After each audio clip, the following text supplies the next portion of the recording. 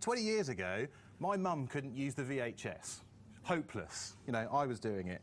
Now, she's my Facebook friend, and she constantly posts on my wall and that of my siblings annoying us. The circle of life has turned. I now have an 18-month-old boy called Liev. Now, as I was giving him his breakfast this morning, he kind of reached out to me, and I thought, OK, wants another crumpet. But no, didn't want that. I was reaching for the fruit bowl, you know, maybe a pomegranate or a passion fruit. Sorry, very middle class. Sorry, could have been chocolate buttons. No, he didn't want that. Oh, he wants a book. Of course, a book while you're eating. Fabulous. No, he didn't want the book. Ah, he wants the iPad. Of course he does. I give him the iPad. He clicks the button. He swipes it on. He goes across 2 lots of apps, hits the iPlayer button, goes and finds CBeebies, hits the button, finds Pingu, presses play, and then turns it around so it goes full screen. And he's happy and he eats. He's 18 months. So, stats can be used to prove anything, but to me this says a few things. One, we live in a social world with increasing access to info and services, and that is not changing, it's accelerating. As we socialise this technology, it's going to have a profound effect on media. I think we've heard that both in terms of the consumer and also the media industry. 3, everyone is a film studio. They're an ad agency, they're a media owner, they're a content producer. That's really, really important. We've mentioned video a number of times and how that's going to impact the TV. And all of this is easier to do than ever before. So we're living in an accelerated time. So, with that in mind, you've got your water and you're ready. My first question to the panel, and I'm going to ping this at Vincent first, because Vincent, you were probably the one who focused most on Facebook. Bearing in mind our client on the panel as well, how important is Facebook in the media mix, and what can it really do for brands? Personally, it's going back to Marco's point earlier, I think Facebook, along with a few others, finds itself in a very unique position at the moment. They hold hundreds of thousands of fans for a number of brands. They hold millions and millions and millions of users, and they also hold lots of personal information about those users as well. So not so much, they also have behavioural, but they actually know what their consumers like, they know what their consumers are into, and as a channel, that means that effectively they can behave a bit like TV. They have very high reach. They can get to a very wide audience quite effectively and quite efficiently. But they can also apply very, very targeted advertising as well. So it's really interesting because before in the online space you would have probably gone to a sort of broad reach portal to get that sort of wide homepage takeover to get to a large audience, and then some more specialist sites to get that sort of more targeted reach. But Facebook can actually do that all under one roof, and actually they also hold your fans as well. And as we're led to believe now, with the ads that are appearing in the newsfeed, they can actually socialise those ads. So it's a really interesting position where the power of the ad it could become the fact that it's connected to somebody you know, and how powerful is that sort of social element to a creative? It's interesting, but I think on the flip side, the consumers hold the power, and we've seen in the past with things that Facebook have brought out that the users have rebelled against it, and I'm going to be interested to see how that plays out going forward, especially when they have their shareholders to answer to as well, how much they can actually do and how much their user base are going to allow in terms of that style of advertising, and also if it does become the norm to see those kind of social ads in the newsfeed, how long is it going to be before people become a bit more blind to them and they don't have as much impact, and what Facebook will have to do actually to have more impact going forward. That's OK, if we broaden that out, sorry James, I'm going to go to the client before you, apologies son. If we broaden that out and we don't talk about it just being Facebook at the moment, we talk about social media in general. How useful is social media to a financial brand? It's very difficult to use from an advertising perspective. And even from a sort of a communications perspective, because of the legal restrictions we have on information that we need to retain if we have dialogue with anyone. The problem that we find at the moment is that the way we can use social media is fairly limited. We can push stuff out through Twitter, through Facebook. But we can't engage in a really meaningful debate with anybody because we need to be able to retain that information. Currently, the Facebooks and the Twitters of this world don't retain that information for us. So our legal and compliance guys are saying this is the only way you can use it. So we tend to use Twitter very much as a sort of PR tool. We tend to use Facebook mostly, and our competitor set also use it in a similar kind of way for recruiting, particularly campus recruiting, graduate recruiting, because that's their space. We also know from the limited data that we can gather, Phil, that our clients are not interested in Facebook. That's not the space that they engage in. If you're a billionaire, you're not, coming to be a fan of Credit Suisse necessarily. We'd like them to, but...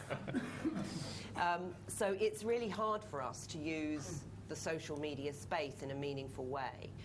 The last time we really did any kind of big push was the Federer TV campaign that we had, where we shot 4 or 5 different endings. We had a competition. Obviously, the 25, 30,000 fans that we got, which increased our fan numbers on our Facebook site by over 230%, were not necessarily the target market. But it did actually open our brand, perhaps, to some future entrepreneurs. That's a big percentage leap, so I'm assuming the number's not yeah, well, that used to begin with, Libby. Exactly. Everyone's not liking the bankers. Can we have a quick straw poll? Hands up if you have a Facebook account. I don't believe that. I just think people aren't putting their hands up. Really, really, seriously, put your hand up if you have a Facebook account. Wow, there's a lot of non-believers in this room, a lot of people lacking muscles in their arm, considering we're a media audience. OK, James, I cut you off halfway through. Sorry, no, it was just a very short observation, really, on building on what you said about Facebook in the communications mix. I spent some time at Facebook at the end of last year in Silicon Valley, and it was very interesting hearing them talking about what they felt were the best use cases of Facebook.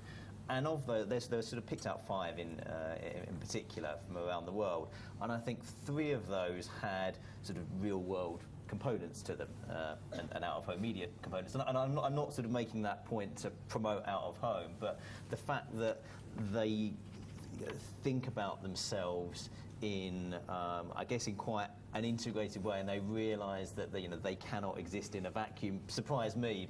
As a bit of an outsider to that business, I expected them to sort of, think of themselves as the sort of, the must-have channel that, that was very much the sort of lead of everything. And actually, they were much more considered about that with everything else. Marco, do you want to just dip in on this to kind of round off the Facebook element, and we'll move on to another question? Just from your perspective, and they're clearly one of your big partners that you work with as well. How important are they going to be in the next 12, 24 months? Well, I mean, they're unavoidable in many respects. That sounds unpleasant. I still, from a very personal perspective, I find it fascinating how so many advertisers, are sort of giving up some of their own properties and just going all in with Facebook, which, seems like on the surface a logical thing to do, but I kind of think you need to keep some hold of some of your own capital in these things. But that said, they are, as you quoted the numbers, it is a vast number of active users that you can't ignore. Now, I think Facebook haven't. You talked about the advertising, and they want to make Facebook advertising to look at is not very attractive, right? The only thing, if you listen to Facebook, then they'll say, it's about the social element. So it's about the fact that your friend liked Virgin Atlantic or British Airways or whatever. I think they've got so much more they can do from an advertising. I don't think they've even got started from an advertising perspective. And and if I were an advertiser, then you have to work with them. You have to find the best way of working with them.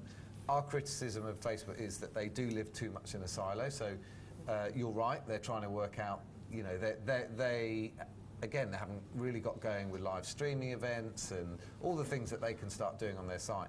And they are trying to link everything to the outside world, if you like. But at the same time, as an advertiser, we are trying to understand all this data and insights across platform, across Google, across Facebook.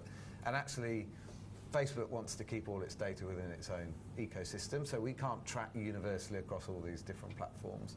So there's loads of things that they can work on and improve, but yeah, I mean, they are going to be a fundamental part of the whole social experience. And as you say, I don't think it's only Facebook, but that whole, how we have a conversation with consumers, it's a major part. On that, another hands in the air moment. Google Plus. Who's got a Google Plus account? See, that's quite interesting. That's quite a lot considering how little it's been around compared to Facebook. And remember, Facebook wasn't here 6-7 years ago. We all thought Google was it. So interesting one to know. Okay, moving on. Everybody has mentioned data in one form or another, how it's kind of impacting the basis of their business.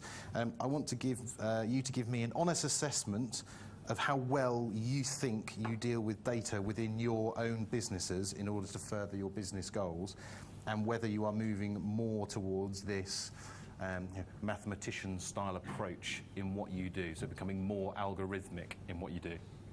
I don't mind who wants to go first, just jump in. Shall I start? Let's go, Mark. My business. So the agency trading desk is really at its heart, and ad exchanges and so on. At its heart is about data. It's about using data to make a decision on whether to buy an ad, and doing it in the blink of an eyelid. So just for anyone who's not sort of 100% familiar with ad exchanges, which I'm sure many people are, the premise is really when you go to a web page as a user, as a consumer, when you go to a web page, everything just loads up as normal to you. You get the ads, you get the content, and so on.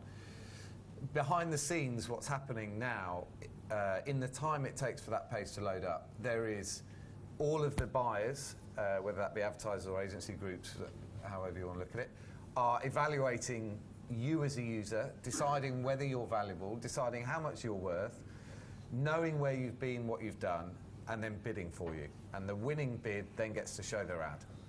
And that all happens in the time your page loads up. And it happens billions of times. So Audience on Demand, just literally our trading platform recently released, we've recently done 100 billion impressions through our trading desk. Now, that is 100 billion auctions and bidded processes in real time for each one of those ads. And so that data is really important, but I think what's most revealing about it is how we're working with the clients. Advertisers have traditionally worked with lots of advertising networks and allowed them to put tags on their site and use all of their data to then retarget out on the web. And what we're doing, working with our clients, is we're trying to say to them, A, start valuing your own data and get control of it and use it properly. And B, start using third-party data, which is, you know, in old money, that was like list breaking. That was like, I'm going to go and buy a list of people so that I can send them some direct mail. Okay, so it's the virtual world of that. And it just basically means that when you see that user, when you've got this extra data, you can decide, you've got more information on them, so you can decide whether they're worth buying or whether they're valuable. So I think we're seeing from our advertising groups, from all the agencies and from all the clients, this is now becoming, I would say last year it was probably 5% of digital spend. I think by the end of this year it could be 40% of digital spend, and it's going to keep growing. So in that respect, I think data is something that is being embraced, and the theories behind it. Libby, I want to go to you. Yeah, well, I touched on data earlier, and it's a bit of a tough one for us because internally the data that we have is very difficult for, even internally, for people to share that data with me.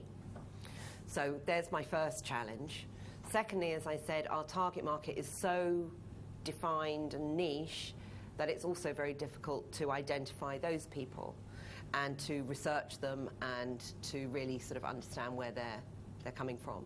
So I think data is, you know, probably my biggest headache year on year, because as we, again, move more into the digital space, we're able to sort of track and understand more the people who are engaging with us, which is great, which is another reason to move spend into that space, because when I get asked by the board, is this working, I've actually got something that I can show them. But it's far from being scientific and algorithmic and But I have to say, I mean, your challenge is a good example of within the exchange space where in old money, even within digital, you would go, right, well, let's go and buy the Financial Times. I'll make it up. Yeah. You go and buy the Financial Times and you'll buy a cost per thousand across the Financial Times.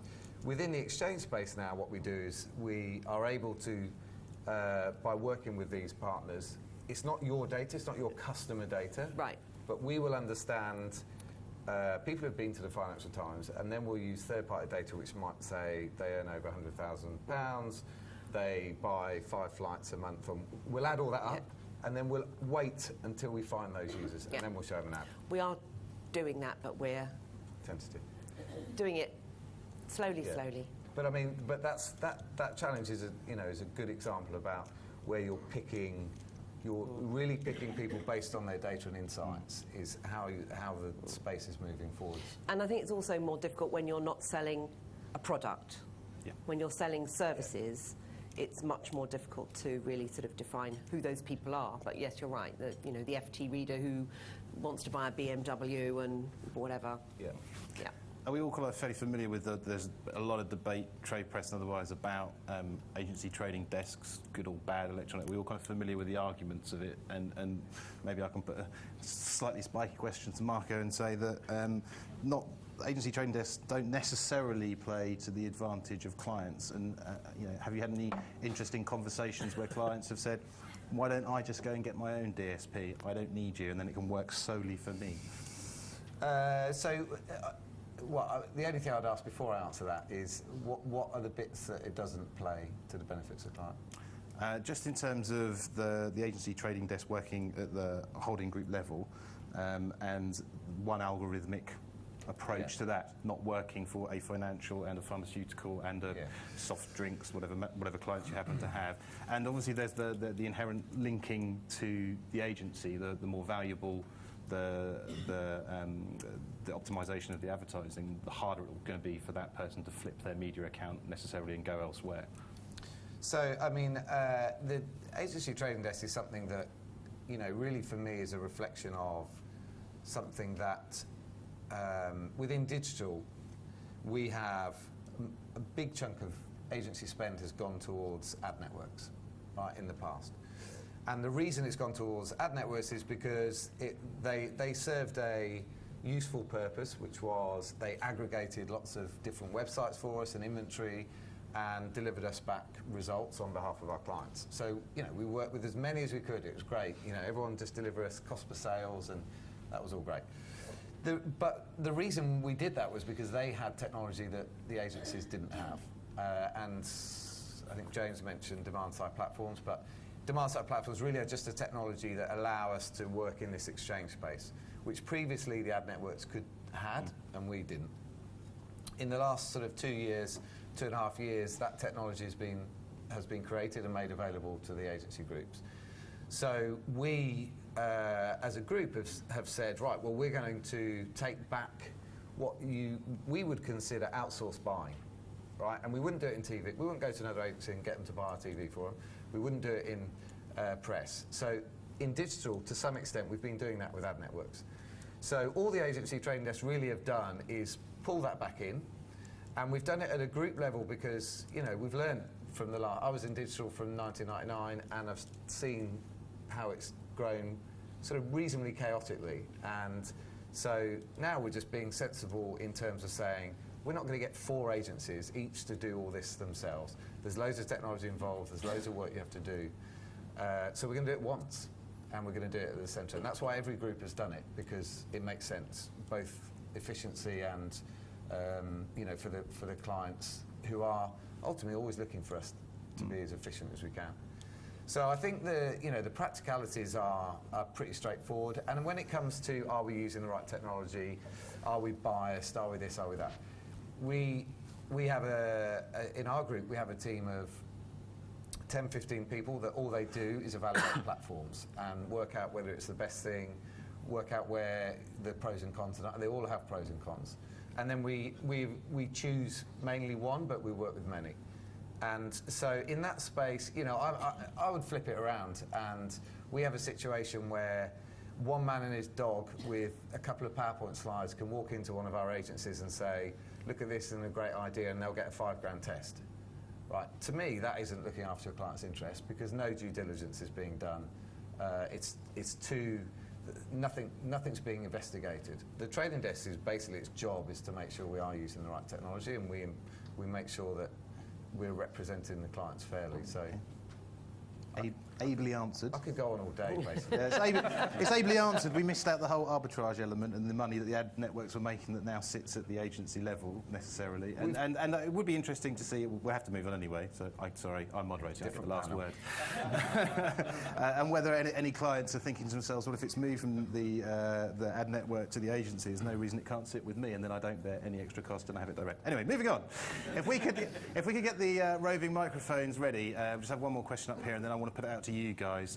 We'll do old-fashioned style, Dimbleby question time. Stick your hand in the air, and I will come to you.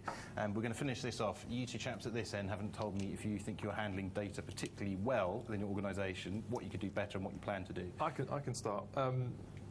As a research company, I think we've been a bit slow to actually realise how many other data points are out there, and we've.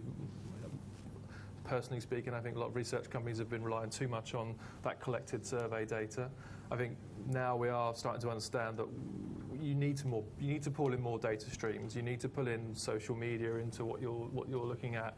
That can allow you to start looking at what questions you ask. Do you need to ask so many questions if you can get some information from social media to streamline that? And also just the rise of online as we're starting to try and to utilise a lot more of the behavioural side and to overlay that in with attitudinal data as well to try and link that up. So can you link attitudinal responses through to sales response, for example? And that's something that we're trying to do more and more at Kantar level, at WPP level, to really sort of join up the organisations within the group. And I think a lot of our clients are asking and coming to us and saying that to us. You are part of a bigger group. There's lots of tools within your group that, why aren't you coming to us as one voice and sharing the data? So we are doing it a lot more. I just think it's something that we are working towards. In fact, James, it's kind of been inherent in how your business has changed, I guess. Yeah, certainly. I mean, I guess sort of two ways of answering that question. I think relative to our competitors, I'd like to say pretty good, but I guess I would say that. I think that the challenge that we have in respect of data is a pretty enormous one. And when you talk about the sorts of things that people like Marco are talking about doing business in a trillionth of a second and optimizing in that sort of basis, and then you think about how the majority of offline media is still planned and bought and traded. It can seem like like a million miles away. So I think for us, we certainly need to move towards a much more data-driven business, especially in terms of real-time data. But I think that it is a massive challenge. I think that the investment and the work that we will need to do in terms of systems and people and things like that is massive. But it's a necessity. There's a number of catalysts that are coming up. So, for example, there's a new audience measurement system for the out-of-home industry. Which will force businesses like ours and the out-of-home media owners to change how they use data and how they trade, and give lots of opportunity for automation and things like that. I think the other sort of approach to getting towards that the top of that mountain is through partnerships and that is again inherently complex, but and is something that where we can only go as fast as a partner might do. But I think what you'll see in this whole area going forward, for certainly for us, and I'm sure our competitors, is looking at how out-of-home businesses work with the Marcos of this world to try and see how they can sort of bring the two areas closer together and change things in that respect. Cool. I'd love to get some questions from you guys. We've got half an hour left, so any questions, please stick your hand in the air. Someone with a microphone will come and find you, so I can see you. we're all suffering from a terrible case of limb dementia this morning. There's a question right at the back and then one at the front. This gentleman at the back with the brown. Could you just, when you get the microphone, say who you are and where you're from? And then second one is gentleman down here at the front, if you want to come down here and get ready. You first, sir. Hi, I'm Kieran from OnScroll. So obviously we know a lot about data. And the question is probably more towards Marco. When we're looking, and relevant for Libby as well, when you look at print and outdoor and radio and what have you, everyone relies on the good old GRP metric, reach times frequency. Do you think it's generally accepted, used, or even could be trusted in digital? It's just that generally I don't hear people talk about it that much on the digital side of things. It'd be good to see if everyone speaks. This is a loaded question from Kieran about ComScore's new VGRP trials happening in the US and Europe, coming out very soon. So if you wanted to boil that question down, and the question was to Marco first, yeah, Kieran? Yeah. Do you want to take it? So I'm pleased to announce we're part of those trials. Oh. Well done for chatting earlier, guys. That's very good. No, I think the GRP discussion. Look, I think we have to be realistic. There are a number of advertisers that want to work in those metrics, and I think it's incumbent on us to find opportunities where we can.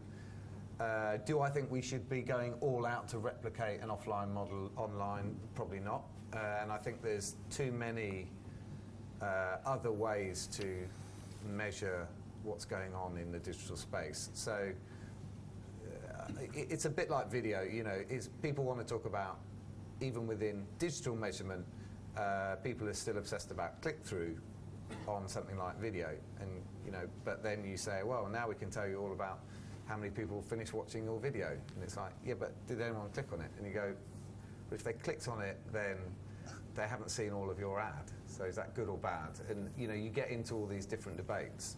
But I think, read that ComScore plan, we have to do, where we can, we'll do both. And where we have advertisers that really want that, we'll work to try and give them the numbers they want. But I think it undersells the potential of what we can do, especially now we're into the whole data targeting. I think it undersells what we can do. Okay, good answer. You, sir. Name first and where you're from. Paddy Faulkner from the New York Times. I'm interested, a lot of us in international media are still very interested in reaching the sort of C-suite opinion-forming audience. And I'm interested to hear from the panel, how are these hard-to-reach people with little time, how are they engaging with new technology? And what are they doing to, I suppose, find out what's important amongst all this avalanche of information out there? So is the question really, do executives use an iPad or do they just flip it under their arm to look impressive? That's about it. We get back to the data question, I suppose. We believe, and some of the research that we've done with this very expensive target market to reach, that they do have iPads, they obviously have iPhones, Blackberries, whatever. They spend a lot of their time, on email, online, in the office, and but the issue is, how do you reach them when they're most receptive? Because when they're at work, they are gathering in all the data they need to do their daily jobs, and it is still now the research that we've looked at, it's about trying to find that space in the day when you can reach them when they're not expecting to see you. And part of the new creative and the new media channel mix that we've started to work on is trying to reach them when they in places they least expect to see us. So much more in sort of lifestyle environments, when they're traveling. We don't tend to use radio, the gentleman at the back mentioned, but it's really sort of trying to find that little space in their day where they will be receptive to a message that during the day they would just go, yeah, it's Credit Suisse, thanks very much. So it's very difficult to target them. I mean, yes, we're all in the traditional places, the FTs, the Wall Street Journals, the Economists, the IHTs, the New York Times. You know, we're all in those spaces because, getting back to how do you reach people in the old-fashioned way, that's where we know that they are. But in the digital space, I think it's more challenging. And one of the things that we've decided is potentially the route that we want to follow is these, you know, really taking over very specialist app with media partners that then we know reach into that target market. It's, like I said earlier, it's early days. We need to make sure that this is all working, and we probably won't be able to do that for another cycle or so. But at the moment, seems to be promising for that market. Someone else want to dip in on that one? I mean, it's harder to do, but you know, without labouring the point, there is a lot of data that these C-suite people drop. We don't necessarily know their C-suite, but we can judge by their behaviours whether or not they're likely to be. And so I guess the point of using data again goes back to this idea of in an old model we'd buy 1,000 impressions on the FT, and we would hope that within there we sort of get some of the right people that we're looking for. Just like even things that people take for granted. If you want to target men, go and advertise on Sky Sports. The fact is, 30% of the people on Sky Sports are women, right? So you're wasting 30% of your audience. Well, not necessarily. And depends what you're selling. Yeah, sorry, that didn't come out. You know what I mean. I know what you mean. And so it's the same with the C-suite. So what we would probably try and do, we'd just look at it differently and say, look, what are all the data points we have on people? Could be people who have registered for upmarket apps. Could be people who have searched for high-end cars. Could be people who have bought business flights, regular business flights every month. Could be whatever it may be. All of that data is available because all of these people are giving that data up to the ecosystem. So we would just take all of that, and then we would go and wait until, that makes it sound a long time, but it's pretty quick. But wait until we find someone who ticks those boxes, and then show them an ad. And that's probably the best way to reach a targeted audience at scale. If you know, it sounds a contradiction, but that's pretty much what we're doing. Finding a targeted audience at scale, because we're finding one here, one there, one there, one there, and eventually you add it all up and you've got a decent group. But it doesn't work. To be fair, it's not you wouldn't necessarily say it's a brand. You know, you wouldn't necessarily put a brand campaign out on that basis. So it is a slightly different. But if you were trying to push something pretty specific, then it's better. Okay, can we flip it away? And we've talked so much about data, and I know it's always kind of all-consuming. And you know, if any of you are going to Montreux for the Festival of Media in April, 15th to 17th, it's all about data and content, so you can hear a lot more there. I want to pick another theme that you guys all kind of mentioned, and I think it's kind of quite important to the topic we're talking about, future of media. We all talked about video in one format or another, the increasing consumption of video, the increasing creation of video, and really how people are viewing video content alongside TV. And I'd kind of like to ask the question from all your different perspectives, how are you viewing television as a medium in the future?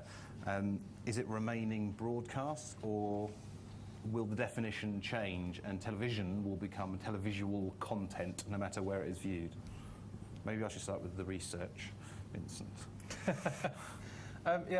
It's difficult to know exactly what it's going to become, but I'm more leaning towards that. You know, the more digital TV becomes, in essence, the more that you should be able to buy against an audience in the same way you buy against an online audience, more effectively, more targeted, maybe even more from a behavioural point of view, which is obviously to your point about the ads that follow you around the internet, which we all hate, that may not be the future. At the moment, I get quite frustrated when I'm watching a catch-up channel and I get shown the same ad about 7 times during the same programme. And I'm hoping that going forward that there will be that this will combine and normal TV, but the content will be planned in the same way and be more targeted, and it'll be more efficient for advertisers. They'll be able to to focus that money more effectively, and there won't be potentially as much wastage.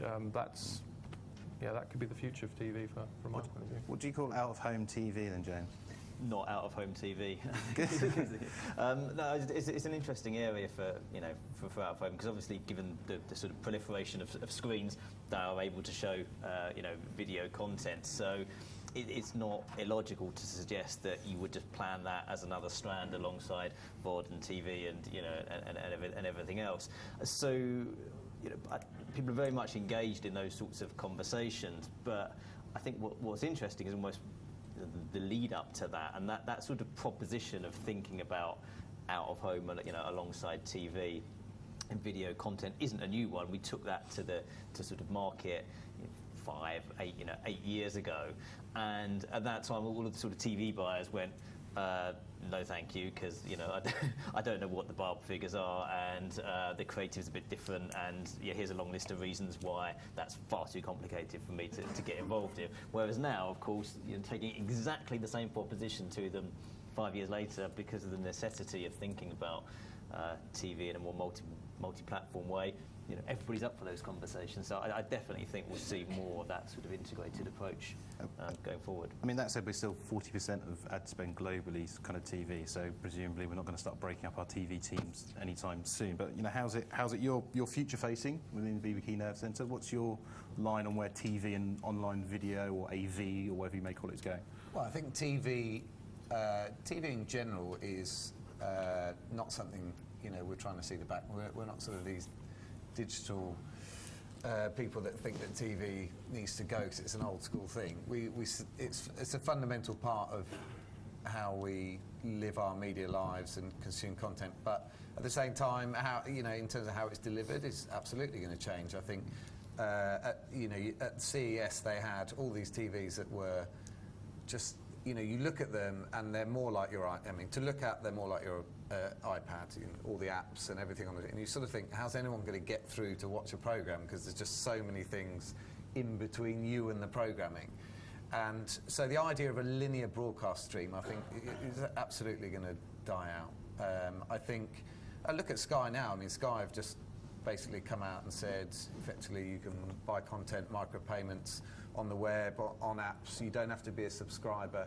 There's a company that has made all its fortunes on subscriptions, but has seen that the world's changing, and trying to hang on to people through subscriptions is just going to be like AOL were trying to do in the internet world. And they've come out and said, yeah, come and buy our stuff, micropayments, buy it through the app, buy it online.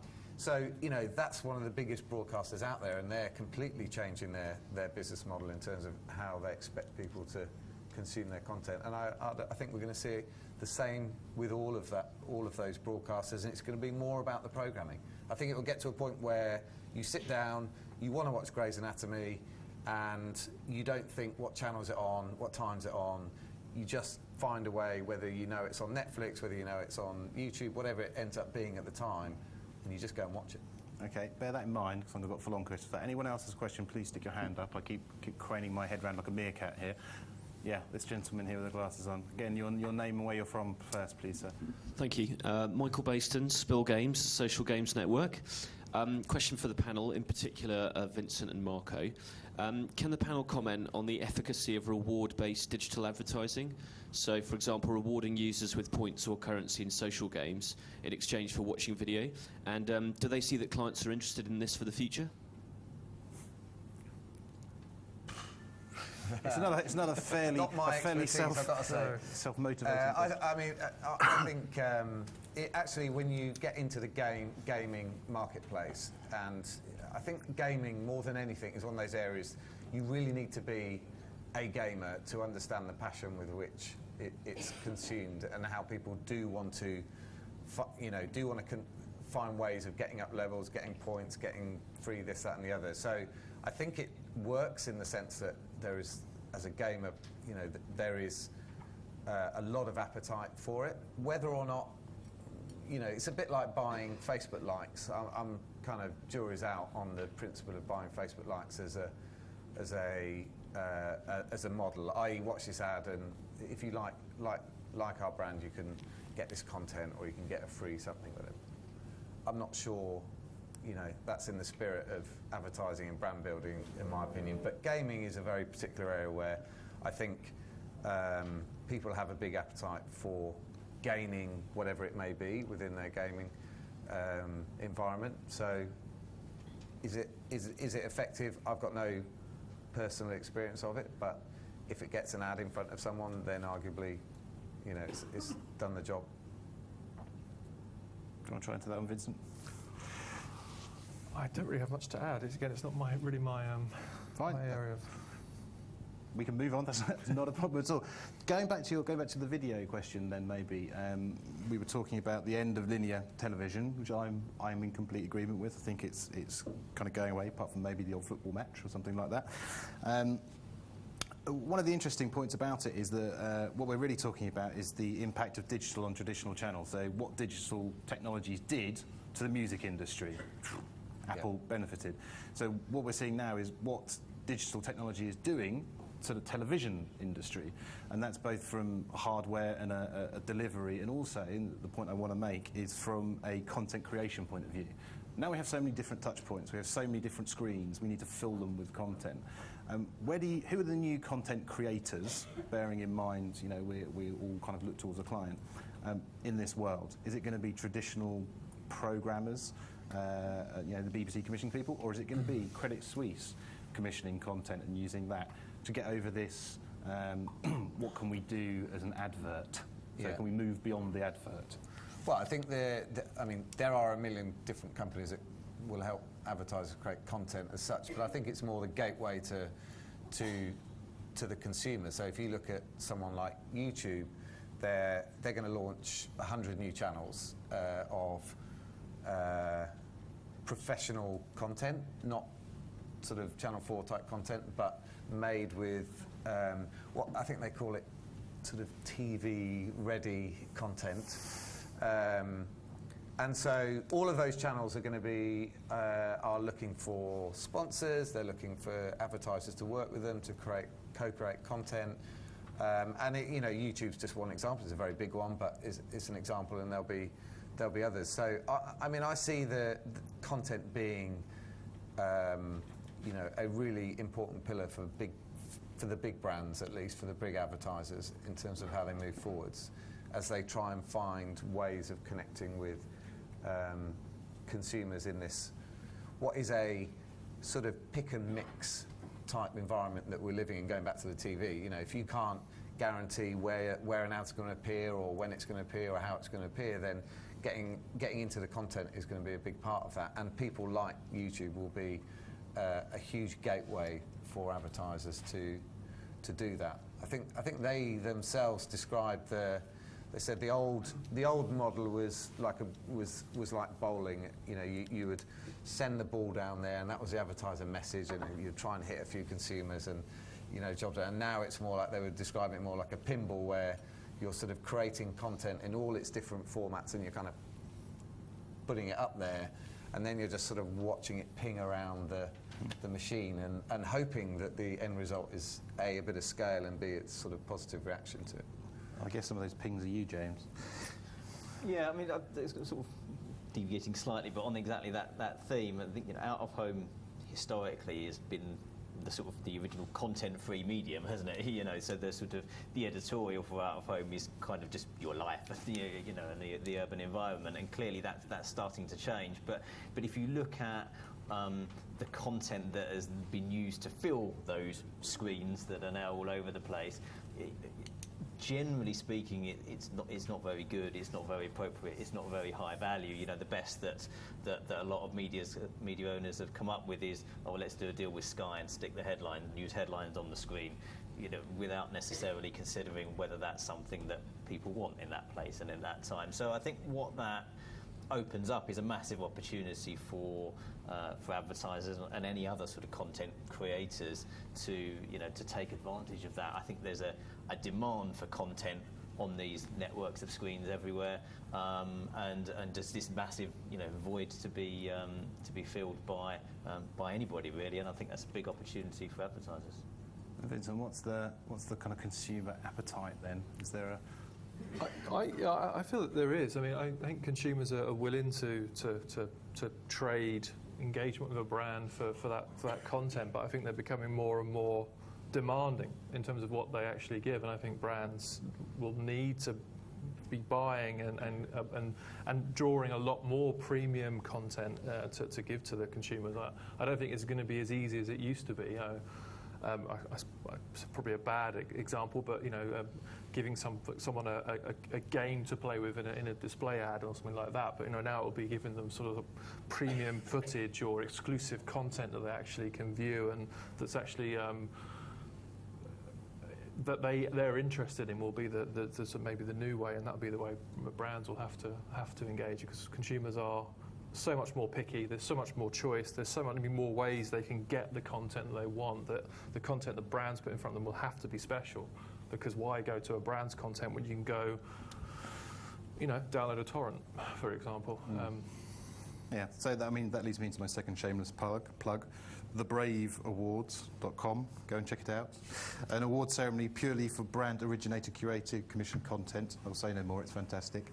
I want to pick up a little point that you said there, and I think this is something which I've certainly seen kind of in Nebulous and I think might be growing, and it's about the consumer sentiment. And I think, Marco, you mentioned earlier technology, the rise of DSPs, electronic trading, and now how we're kind of buying an audience.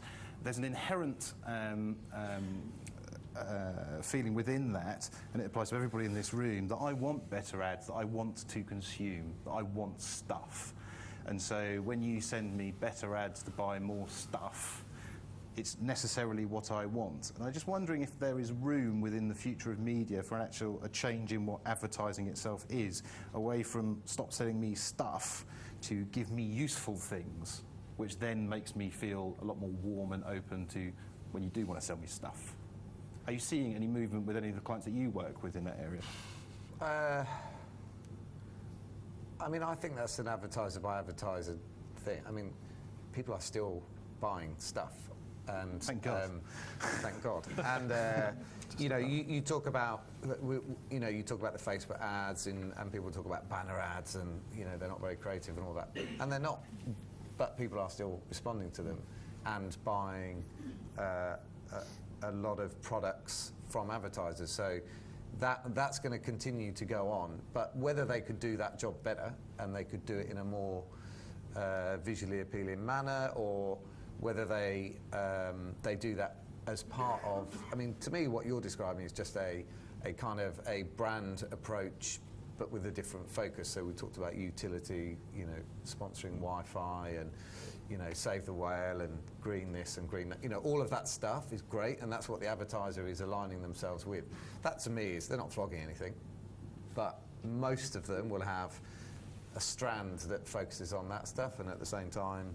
Yeah, they'll be flogging stuff. That's fine. We're still going to be flogging stuff. Yeah. I guess it's more of a nuance, and just saying that in a world where we've got so many media touch points and we are bombarded, and there's more and more and more advertising, and it kind of goes to, I think Vincent maybe said earlier, you see the same advert 7 times if you're kind of watching a donor program or something like that. That gets oppressive, and it doesn't do a disservice to that advertiser. It does a disservice to every advertiser, because you just think, God, adverts. So are we... It should be improving. I think we've in the digital space, traditionally that has happened, and we've spent 10 years doing that. I think technology is coming into play where we should see that improve. So the example of being followed around the web by a product you've already bought, that is, basic retargeting that a lot of people have been doing. That you've been to our site, so we're going to show you an ad again. They're not questioning what part of the site, what you did on the site, what you bought, what you applied for, what you registered for. Now we know all that stuff, and we can do all that stuff, and technology allows us to do it properly. It's more about the user who's using the technology and whether they decide to do it properly themselves. You can set all that stuff up, and you can get it to be so you're having a more sophisticated interaction with your consumers. Fact is, a lot of people choose not to, and it's just a quick way of just banging it out.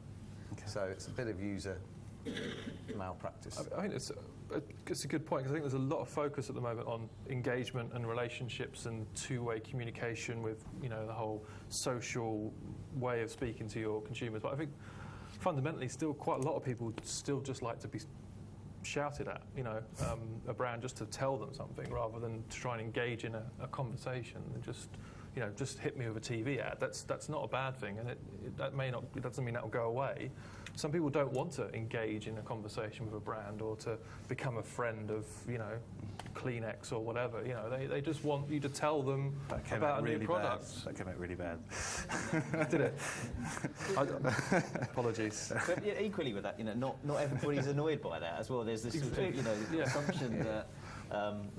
People, get fed up with advertising it. really annoying and really pisses me off. Well, it depends, doesn't it? I'd imagine in a lot of magazines actually people don't have a problem with with that. Certainly with out of home, generally people don't have a problem with the advertising, and I'm sure it's the same in a lot of other environments. And to sort of switch everything into high engagement, approaches is sort of too far the other way. It's about that middle ground and about how you combine them. We've done a deal, which is, especially within the online world, you get all this stuff free and you're going to see some ads. It's kind of like, well, if you don't want that, then we'll all pay for the Guardian app and we'll all pay for the Times app, and we'll have 100 different subscriptions to apps and micropayments and whatever else. And, maybe in a few years' time, consumers will go, Christ, you know what? Do you remember when we just had to look at some ads on a page and we got it all free? Exactly. So, I think we don't underestimate what all that advertising is doing for the general ecosystem.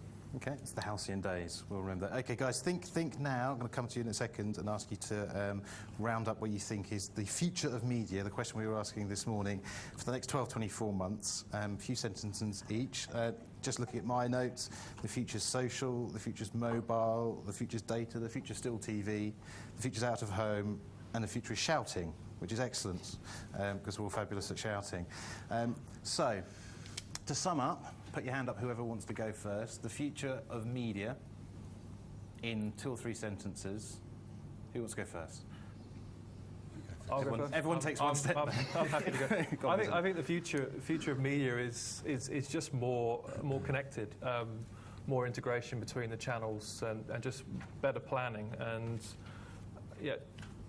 less focus on say TV, for example, and more focus on bringing another media. Just more sort of fluid integration between the different elements. But I think research agencies, media agencies, and advertisers need to understand more about how that's going to work to get it working properly. But I think it's going to be. I'm talking from our perspective. I think it's going to be more personalised than it is today, but on the flip side of that, I think the consumer, we're going to have to get our head around the fact that the consumer is going to have the control more and more about where they choose to watch, what they choose to interact with, what they choose to share.